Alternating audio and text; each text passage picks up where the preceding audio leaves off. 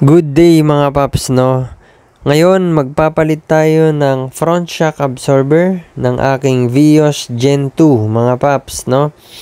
Ito yung mga main nut niyan, no? Yan dalawa na yan na malaki at dyan sa stabilizer link, no? Itong nasa ibabaw na to mga paps, luluwagan nyo na to bago nyo pa iangat ang sasakyan mga papa, no? Para hindi kayo mahirapan.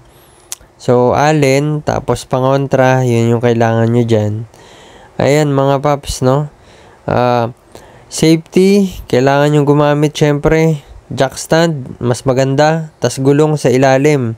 Dyan naman sa hub, tinukuran ko yan ng scissor jack para maiangat ko siya o maibaba ng mabilisan, mga paps, no? Pinaka-support yan. Malaking tulong na mayroon kang impact wrench. Syempre, mga paps, mas mabilis ang trabaho.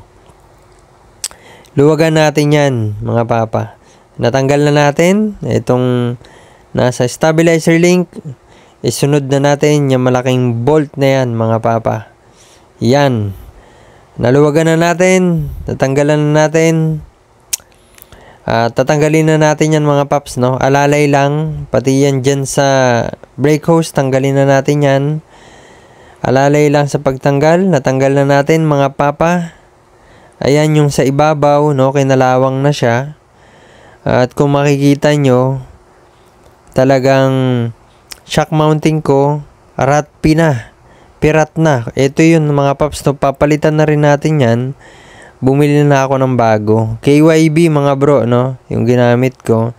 So, kung ikukumpara nyo yan sa luma, mababa na yung luma, mga paps, no? Hindi ganun ka pirat yan kasi napalitan ko na yan ng shock mounting lang. Pero nag-decide pa rin ako na palitan na rin ulit ng bago. Kasabay ng bagong shock. Kung makikita nyo, ubos na yung fluid niyan ng katatapon. Kasi matagal na talagang sira yan, mga paps, no? Hindi ko na rin yan mapa-align. Gawa ng sira ang shock absorber sa harap. So, ayan, mga paps, no? Kinalawang na rin, pati yung bearing niya. Kaya, marami-rami. So, isang set na siya pagpapalitan. Yung spring, kailangan nating i-compress yan para maluwagan natin yung ibabaw. Ayan. Pag naluwagan naman na yan, dire-diretso na yan, paps. Pag na-compress mo na, luluwagan yung ibabaw, matatanggalin nyo na lahat ng nandyan, kasama yung bearing. So, skip na natin yun, mga paps. Eto na. Makikita nyo, sobrang na ang play niyan. Kaya ko nang kamayin. Eto, tingnan nyo. Grabe, paps. Kaya ko nang kamayin. Ayan, yan talaga yung indication na wala na. Sirang-sira na siya, mga paps.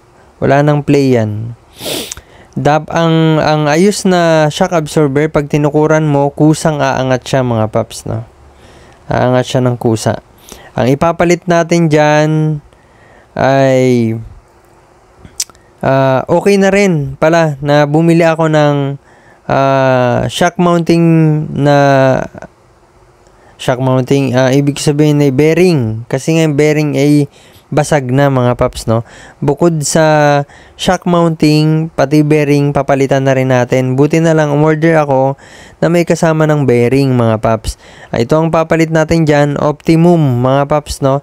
Didiinan nyo yan, dyan nyo makikita, sobrang tigas niyan, mga paps.